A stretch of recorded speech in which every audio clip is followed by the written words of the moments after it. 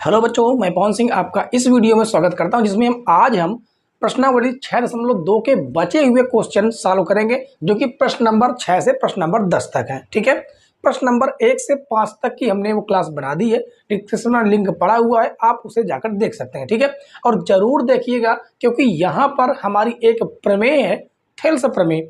उस प्रमेय के बिना तो कोई क्वेश्चन लग ही नहीं सकता। ठीक है, उसमें हमने बहुत सारे क्वेश्चनों में यानी कि उस प्रमेय का इस्तेमाल किया है, इस वजह से उसको आपको देखना चाहिए। और वो प्रमेय क्या थी वो पहले हम समझ लेते हैं। ठीक है, थेल्स प्रमेय ये थी कि यदि कोई एक त्रिभुज है, इस प्रकार का कोई एक त्रिभुज है, और यहाँ पर इस प्रकार की रेखा खींची जाए। कैसी? ये आपका है पी क्यू आर। अब इस क्यू आर के समांतर ये मान लेते हैं एक रेखा खींचा है, इसका नाम है एम और एन, नाम है एम एन। ठीक है, तो थेल्स प्रमेय ये कहती है कि यहाँ पर लिख सकते हैं थेल्स प्रमेय से थेल्स प्रमेय ये कहती है कि इस भुजा पी एम के बटे में एम क्यू और पी एन भुजा के बटे में एन आर हम लिख सकते हैं। ठीक है, अब थेल्स प्रमेय ये है, ये कब होती है? जब एम एन समांतर है क्यू आर के। ठीक है, अब थेल्स प्रमेय का एक विलोम है। यदि हमें ये दिया गया है तो हम ये कह सकते हैं कि ये दोनों भुजाएं बराबर होंगी, यानी कि एम एन समांतर होगी क्यू आर के। ठीक है, तो ये हमने समझ लिया मोटा मोटा कि थेल्स प्रमेय आखिर क्या थी। तो इसी थेल्स प्रमेय के विलोम से हम इस क्वेश्चन को सॉल्व करेंगे। तो चलिए सबसे पहले हम क्वेश्चन पढ़ते हैं। क्वेश्चन में कहा गया कि आकृति में क्रमशः ओपी, ओ क्यू और ओ आर पर स्थित बिंदु ए बी और सी है। इस प्रकार की ए बी समांतर है पी क्यू के और ए सी समांतर है पी आर के। तो देख लेते हैं कहाँ पर है। ओ पी में ए, ओ क्यू में बिंदु बी और ओ आर में बिंदु सी क्या है, यहाँ पर दिखाए गए हैं। ठीक है, स्थित है। और कहा गया ए बी भुजा पी क्यू के, ए बी भुजा ये वाली भुजा पी क्यू के और ए सी भुजा ये वाली इस पी आर के क्या है, समांतर है। और यहाँ पर कहा गया कि दर्शाइए कि बी सी क्यू आर है, बी सी समांतर क्यू आर, यानी बी सी वाली भुजा क्यू आर के समांतर ही हमें प्रूव करना है। ठीक है, तो चलिए सबसे पहले हम लिखेंगे दिया है। क्या लिखेंगे? दिया है। तो यहाँ पर आ जाएगा दिया है। क्या दिया गया? ए बी भुजा जो है वो समांतर है पी क्यू एवं ए सी समांतर है पी आर। ठीक है, जब दो भुजाएं समांतर हो तो समझिए कि अलग अलग थेल्स प्रमेय लग जाएंगी दोनों में। अब यहाँ पर मेरे लिखेंगे सिद्ध करना है।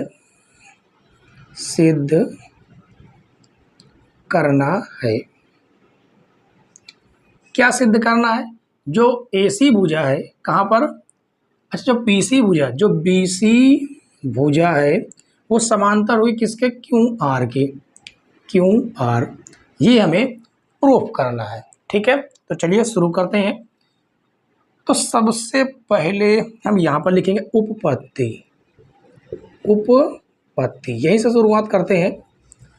तो यहाँ पर देखिए सबसे पहले ये वाली जो भुजा दी गई है, ये वाली भुजा कहाँ पर दी गई है, ए बी भुजा पी क्यू के समांतर है, यानी यहाँ पर पी ओ क्यू, इस त्रिभुज को हम लेते हैं, या पी क्यू ओ भी बोल सकते हैं, कोई दिक्कत नहीं है। उपपत्ति में लिखेंगे त्रिभुज पी ओ क्यू में ए बी समांतर पी क्यू, इसलिए थेल्स प्रमेय से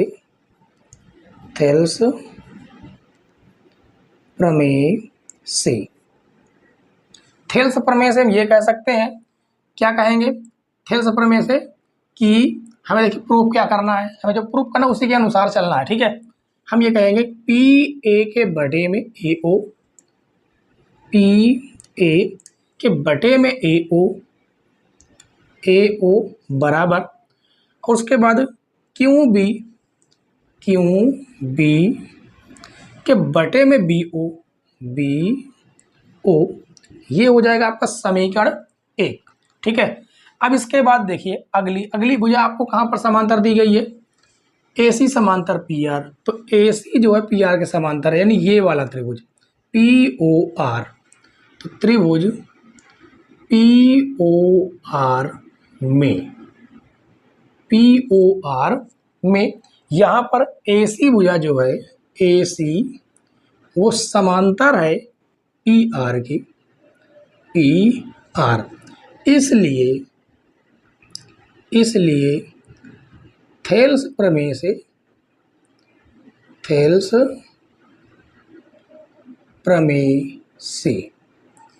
क्या कहती है थेल्स प्रमेय? थेल्स प्रमेय ये कहती है कि यदि दो भुजाएं आपस में समांतर है तो उनकी जो भुजाएं हैं वो अनुपातिक हो जाएंगी, यानी PA के बटे में AO बराबर, और यहाँ से RC के बटे में CO, ये हो जाएगा आपका समीकरण 2।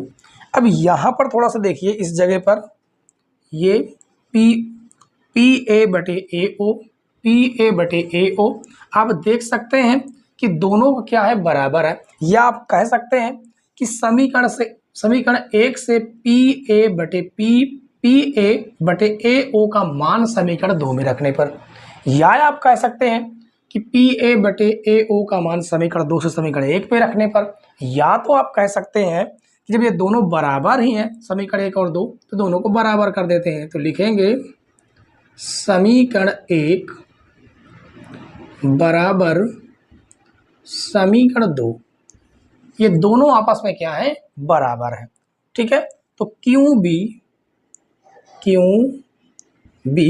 के बटे में आपका आ जाएगा BO बराबर RC के बटे में CO।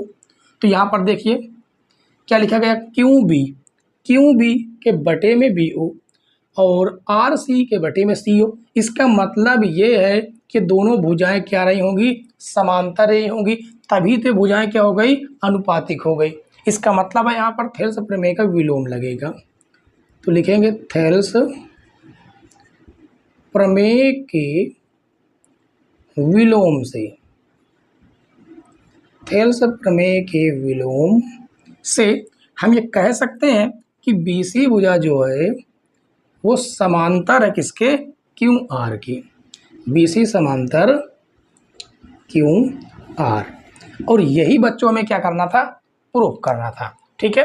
तो बहुत से बेहतरीन क्वेश्चन आपको मिलेंगे, इसलिए वीडियो के अंत तक जरूर बने रहिएगा। ठीक है। और अपनी तैयारी बहुत ही बेहतरीन रखिएगा, एक क्वेश्चन आपको छूटने नहीं चाहिए इस बार। ठीक है। तो चलिए एक बार इसको देख लीजिए, समझ लीजिए, और इसके बाद जो है हम प्रश्न नंबर 6 के बाद हम लोग सॉल्व करेंगे प्रश्न नंबर 7। प्रश्न नंबर 7 देखिए बच्चों, प्रश्न नंबर 7 में कहा गया कि आधारभूत समानुपातिक प्रमेय का प्रयोग करते हुए सिद्ध कीजिए कि एक त्रिभुज की एक भुजा के मध्य बिंदु से होकर दूसरी भुजा के समांतर खींची गई रेखा तीसरी भुजा को समद्विभाजित करती है। अब यहाँ पर क्या कहा गया, आधारभूत समानुपातिक प्रमेय, यानी थेल्स प्रमेय की बात कर रहा है, क्योंकि थेल्स प्रमेय का दूसरा नाम भी आधारभूत समानुपातिकता प्रमेय है। ठीक है। तो चलिए सबसे पहले हम इसकी आकृति बनाएंगे। इसके क्या कहने का मतलब है, इसके कहने का मतलब ये है, सीधा सा, ये थोड़ा सा पतला थोड़ा और मोटा कर देते हैं ताकि आपको दिखाई दे बराबर। ठीक है। ये एक त्रिभुज है जिसका हम नाम दे देते हैं A, और ये B, और ये C। ठीक है। कहा गया सिद्ध कीजिए कि एक त्रिभुज की एक भुजा के मध्य बिंदु से, अब AB का मध्य बिंदु मान लेते हैं, ये रहा AB का मध्य बिंदु, इसका नाम दे देते हैं M। ठीक है। मध्य बिंदु से होकर दूसरी भुजा के समांतर, यानी इस भुजा के समांतर बिल्कुल इस प्रकार एक रेखा खींचते हैं। ठीक है। समांतर खींची गई रेखा तीसरी भुजा को समद्विभाजित करेगा। तो ये बिंदु को हम मान लेते हैं एन। हमें क्या दिया गया, हमें ये दे दिया गया, यानी AM और MB ये दोनों बराबर है। बराबर क्यों है, क्योंकि M जो है AB का मध्य बिंदु है और हमें इन दोनों को बराबर प्रूफ करना है और इन दोनों भुजाओं को समांतर दे दिया है। ठीक है, समांतर दिया है, तो यहाँ पर हमने 2 लाइनें खींच दी हैं, इस पर 1 लाइन होनी चाहिए। ठीक है, इस प्रकार से। चले अब शुरू करते हैं। सबसे पहले लिखेंगे दिया है, दिया है, क्या दिया है, दिया है M AB का मध्य बिंदु है, मध्य बिंदु है, इसलिए AM बराबर MB। ये रहा आपका समीकरण 1। ठीक है, इसके बाद हमें एक चीज़ और दिया है, दिया ये है कि MN समांतर है BC के, तो MN समांतर BC। ठीक है, अब लिखेंगे सिद्ध करना है, सिद्ध करना है।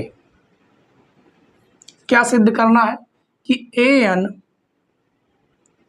AN जो है, यहाँ पर ये लिख देते हैं, ये प्रूफ करना है कि तीसरी भुजा को समद्विभाजित करता है। कौन, ये वाली भुजा, यानी यही हमें प्रूफ करना है कि AN बराबर है NC के, ये हमें प्रूफ करना है। ठीक है, चलिए शुरू करते हैं। लिखेंगे उपपत्ति,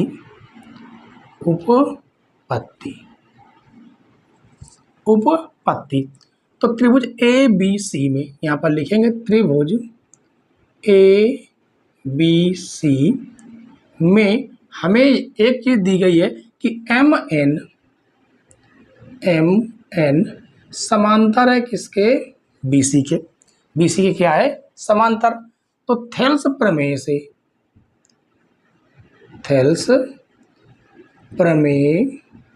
से आप चाहें तो यहाँ पर लिख सकते हैं आधारभूत समानुपातिक प्रमेय से। ठीक है, क्या होता है कि जब 2 भुजाएं समांतर हों तो उनकी जो भुजाएं होती है वो समानुपातिक हो जाती है, यानी AM के बटे में हो जाएगा MB बराबर AN के बटे में हो जाएगा NC। ठीक है, ये रहा आपका समीकरण 2, ये समीकरण 2 है। अब समीकरण 1 से देखिए, समीकरण 1 ये रहा, AM जो है MB के बराबर है, यानी AM की जगह पर हम MB लिख सकते हैं। ठीक है, तो यहाँ पर लिखेंगे समीकरण 1 से AM का मान समीकरण 2 में रखने पर, ठीक है, कहाँ पर, इस जगह पर। तो AM की जगह पर MB रखेंगे इस जगह पर। ठीक है, तो हो जाएगा MB बटे MB बराबर AN बटे NC। तो MB से MB आपका कट जाएगा, तो 1/1 बराबर AN बटे NC। इसका हम क्या करेंगे, पक्षांतर यानी भाग से गुणे में आ जाएगा, तो NC बराबर AN।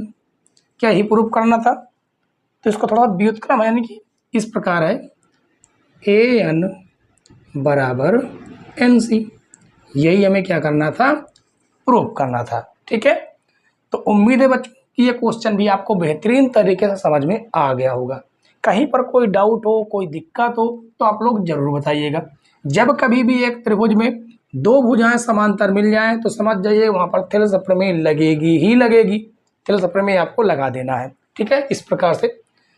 ठीक, तो चलिए प्रश्न नंबर 7 के बाद हम लोग बच्चों सॉल्व करेंगे प्रश्न नंबर 8। प्रश्न नंबर 8 देखिए बच्चों, प्रश्न नंबर जो 8 है वो प्रश्न नंबर 7 का जस्ट विलोम है, यानी जस्ट उल्टा है। इसमें कहा गया कि आधारभूत समानुपातिक प्रमेय के विलोम का प्रयोग करते हुए सिद्ध कीजिए कि एक त्रिभुज की किन्हीं दो भुजाओं के मध्य बिंदुओं को मिलाने वाली रेखा तीसरी भुजा के समांतर होती है। कहने का मतलब ये है कि हमें एक त्रिभुज बनाना होगा, ठीक है।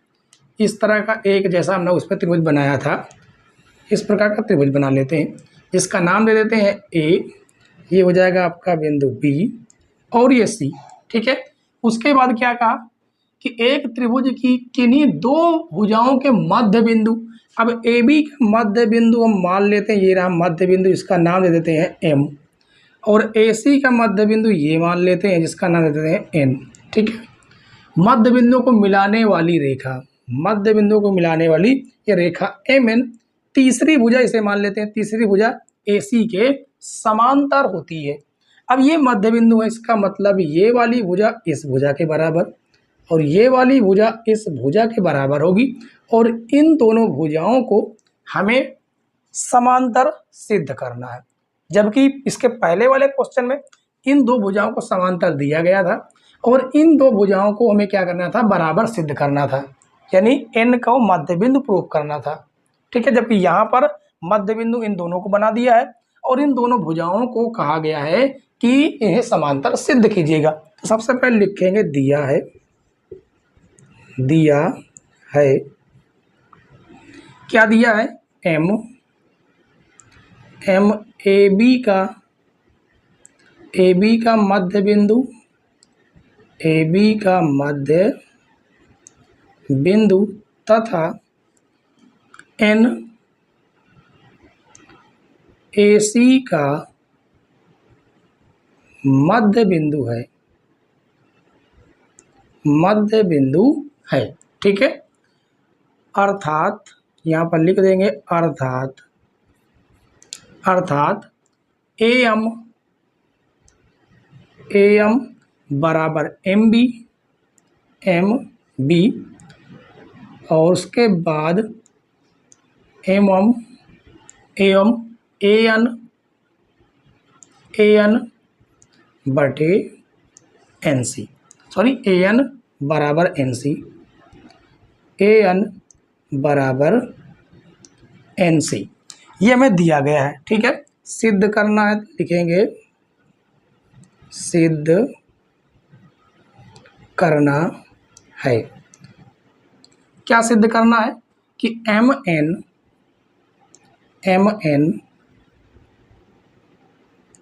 एन समांतर बी सी, ये हमें प्रूफ करना है, ठीक है। तो चलिए शुरू करते हैं। लिखेंगे उपपत्ति, हमें इस त्रिभुज ए बी सी में एक चीज दी गई है, त्रिभुज ए बी सी में हमें ये दिया गया है जो एम एन है, एम एन वो समांतर, अच्छा सॉरी, यहाँ पर समांतर हमें प्रूफ करना है, दिया नहीं गया है। यहाँ पर त्रिभुज ए बी सी में हमें ये मध्य बिंदु दिए गए हैं, क्या दिए गए हैं, मध्य बिंदु दिए गए हैं। तो देखिए मध्य बिंदु कौन है, एम, त्रिभुज ए बी सी में एम ए बी का मध्य बिंदु है, ए बी का मध्य बिंदु है, मध्य बिंदु है,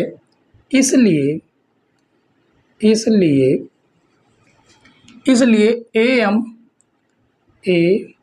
एम बराबर होगा किसके, सॉरी हाँ, ए एम बराबर होगा एम बी के बराबर होगा कि नहीं होगा, बिल्कुल बराबर होगा। अब ये आपका गुणे से भाग में आ जाएगा, यानी इसके साथ में एक का मल्टीप्लाई तो रहता ही रहता है, तो ये हो जाएगा ए एम बटे एम बी बराबर 1, ये रहा आपका समीकरण 1, ठीक है। अब आगे देखिए और एक चीज दिया है, जो एन है, एन वो ए सी का मध्य बिंदु है, एन ए सी का मध्य बिंदु है, ठीक है। इसका मतलब क्या है, इसका मतलब है, तो यहाँ पर लिखेंगे इसलिए ए एन बराबर होगा एन सी के, एन सी। अब इसके साथ में देखिए एक मल्टीप्लाई होता है तो ये आपका गुणे से भाग में आ जाएगा, यानी ए एन बटे एन सी बराबर 1। ये रहा समीकरण 2। अब यहाँ पर देख लीजिए समीकरण 1 समीकरण 2 दोनों आपस में क्या है, बराबर दिख रहा है, तो इन दोनों समीकरणों को हम बराबर कर देंगे। तो यहाँ पर लिखेंगे समीकरण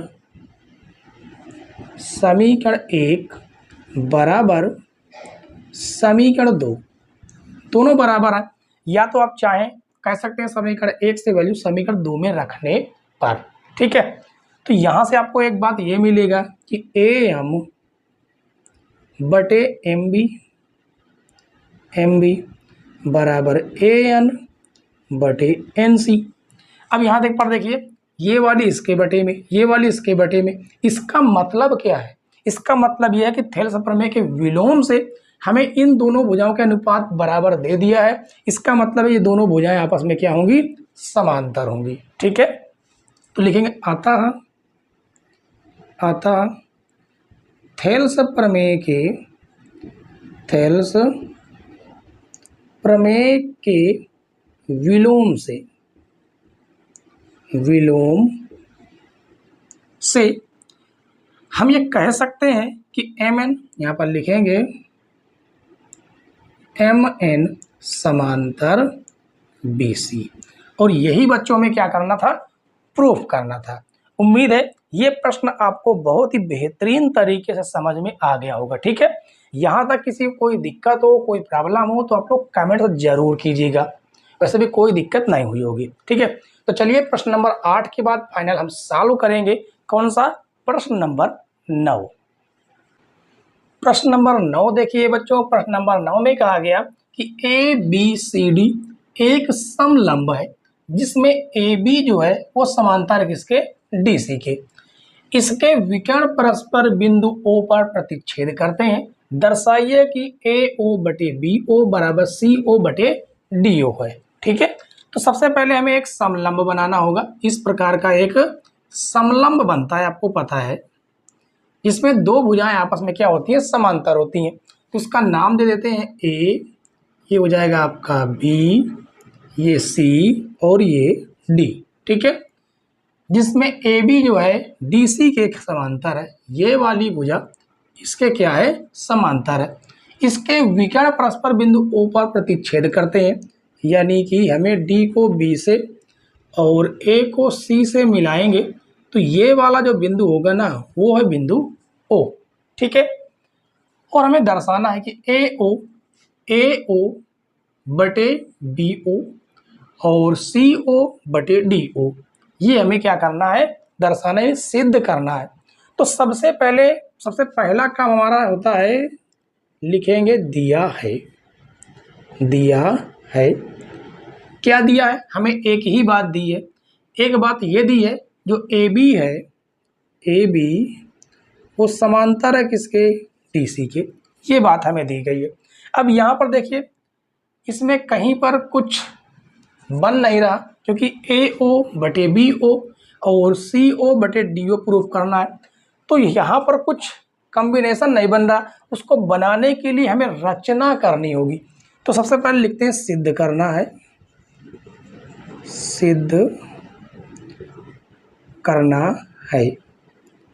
क्या सिद्ध करना है? सिद्ध ये करना है कि ए ओ बटे बी ओ, ए ओ बटे बी ओ बराबर सी ओ बटे डी ओ, ये हमें क्या करना है, सिद्ध करना है। अब लिखेंगे रचना क्या करनी है? रचना ये करनी है कि हम इन दो भुजाओं के समांतर कोई एक रेखा खींच देते हैं, इस प्रकार से यहां से, और इसका हम नाम क्या देते हैं, इसका हम नाम दे देते हैं एम। क्या नाम दे देते हैं, एम, ठीक है। तो रचना में क्या लिखनी है कि ओ एम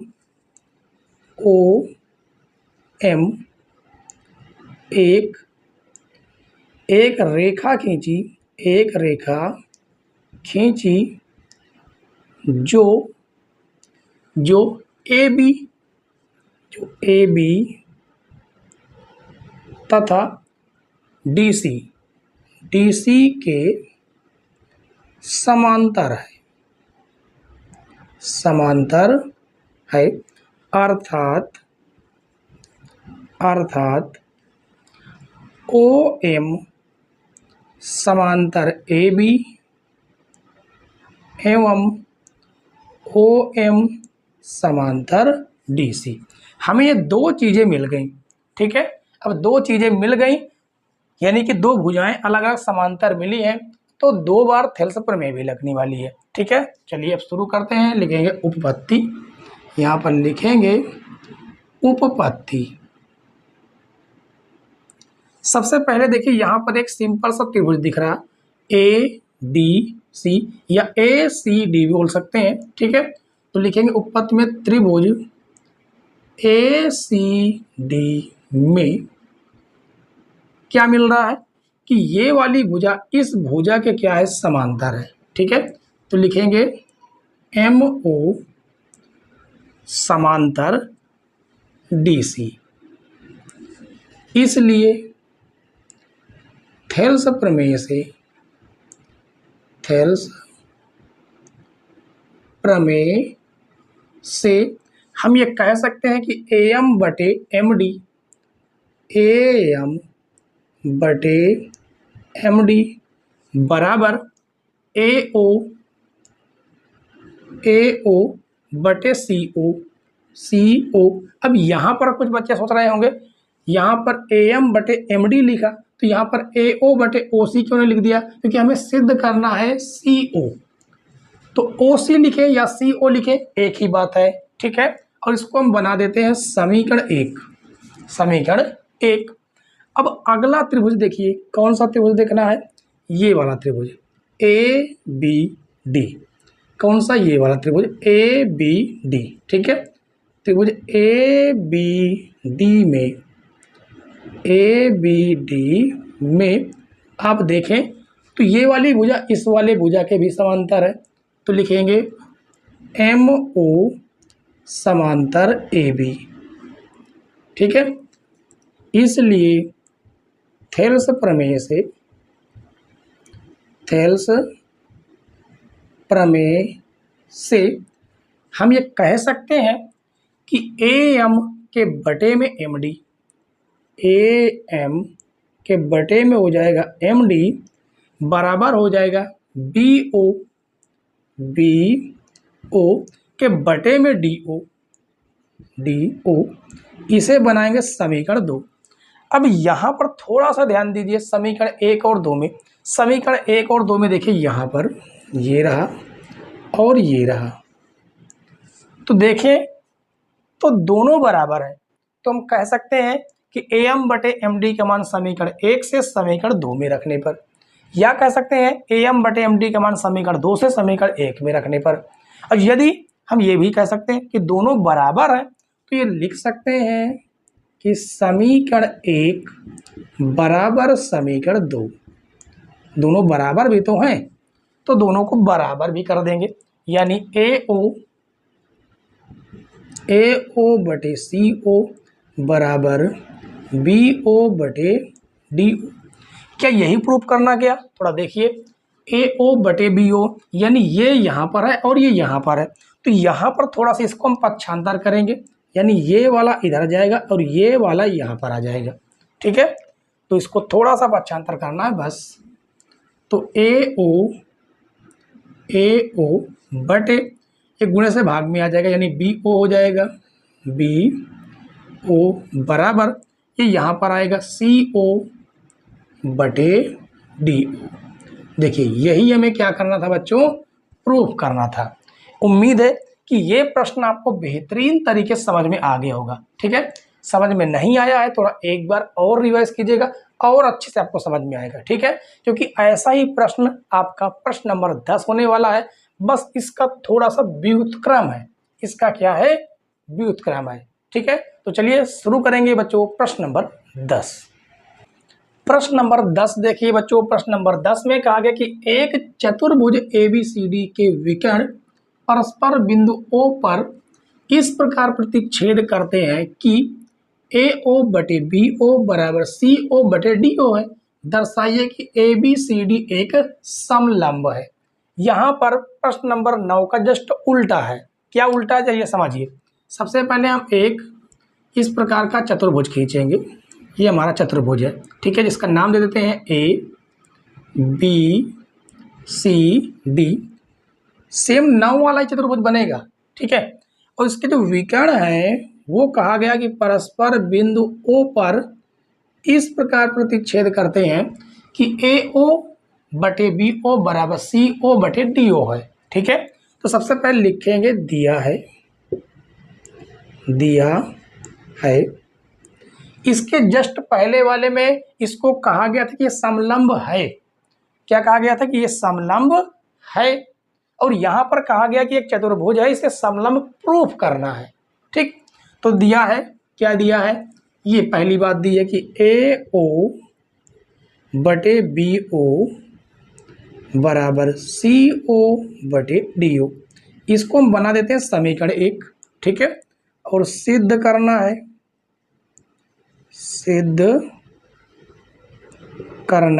है, क्या सिद्ध करना है, कहा गया दर्शाइए कि ABCD एक समलंब है। समलंब क्या होता है, जिसकी एक भुजा क्या हो, समांतर हो। एक भुजा दूसरे भुजा के समांतर हो, बाकी इन दो भुजाओं से कोई मतलब नहीं, ये भुजाएं समांतर होनी चाहिए। तो कहने का मतलब ये है कि हमें सिद्ध करना है कि ABCD एक समलंब है,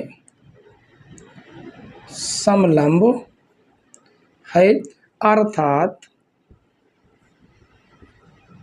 हमें ये प्रूव करना है जो AB भुजा है वो DC भुजा के क्या है, समांतर। ये हमें प्रूव करना है। अब यहाँ पर रचना भी वही करेंगे। रचना में क्या करने वाले हैं, हमने ये किया था कि जो यहाँ से रचना हमने की थी ना, वो इस भुजा और इस भुजा दोनों भुजा के समांतर मानना है। तो यहाँ पर हमें दोनों भुजा के समांतर नहीं मानना, एक भुजा के या इस भुजा के या इस भुजा के समांतर खींचनी है, ठीक है। तो यहाँ से होते हुए इस प्रकार से ये इसका नाम भी दे देंगे M। तो OM हम कह देंगे AB के समांतर है, ठीक है। रचना में लिखेंगे OM एक रेखा खींची जो AB के समांतर है, AB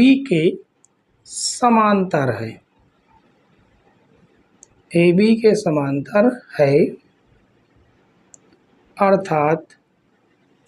अर्थात OM समांतर AB, ठीक है। तो चलिए अब आगे हम शुरू करेंगे उपपत्ति। तो यहाँ पर लिखेंगे उपपत्ति।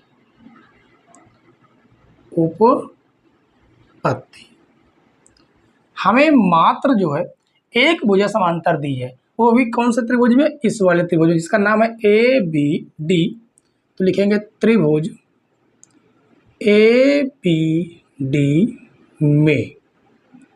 ABD में जो OM है, OM वो समांतर है किसके, AB के, या BA भी बोल सकते हैं AB के।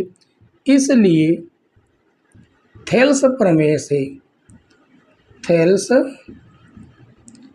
प्रमेय से हम ये कह सकते हैं AM बटे MD बराबर BO बटे DO। और इसका हम नाम दे देते हैं समीकरण 2। ये आपका क्या है, समीकरण 2 है। एक हम पहले दे चुके हैं, ये देखिए। अब यहाँ से हम कुछ मान निकालेंगे। मान क्या निकालेंगे, यहाँ पर लिखेंगे समीकरण 1 से। अब समीकरण 1 से क्या करने वाले हैं, ये समीकरण 1 है आपका, यहाँ पर लिख देते हैं AO बटे BO बराबर CO बटे DO।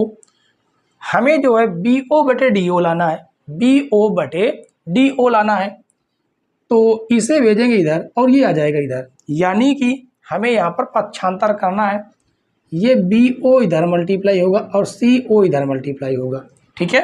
तो इस प्रकार से मल्टीप्लाई कर लेंगे, यानी AO बटे CO बराबर BO बटे DO, और ये आपका बन जाएगा समीकरण 3। अब समीकरण 2 और समीकरण 3 में थोड़ा देखिएगा कि BO बटे DO दोनों क्या हैं, बराबर है, ठीक है। तो लिखेंगे यहाँ से आगे समीकरण 2 बराबर समीकरण 3। समीकरण 2 और समीकरण 3 को क्या कर देंगे, बराबर कर देंगे। बराबर क्या है, AM बटे MD बराबर AO बटे CO। अब यहाँ पर देखिए AM के बटे में MD और AO के बटे में CO, इसका मतलब ये वाली भुजा इस भुजा के भी क्या है, समांतर है थेल्स प्रमेय के विलोम से। तो लिखेंगे थेल्स प्रमेय के विलोम से हम ये कह सकते हैं कि MO जो MO है वो समांतर है किसके, DC। जबकि हमें एक चीज पहले ही दे दिया है, जो AB है, सॉरी हमने ये वाली भुजा मान ली थी, ये वाली भुजा इसके क्या है, समांतर हमने माना था, ये वाली भुजा है, ये वाली। तो लिखेंगे यहाँ पर इस रचना में, देखिए रचना से यहाँ पर लिखेंगे रचना से हमने ये माना था कि OM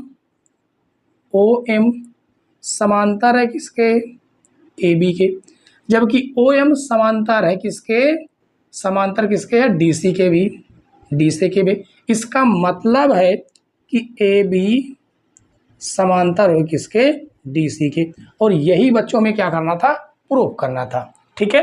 तो उम्मीद है कि प्रश्न नंबर 10 भी आपको बहुत ही आराम से समझ में आ गया होगा।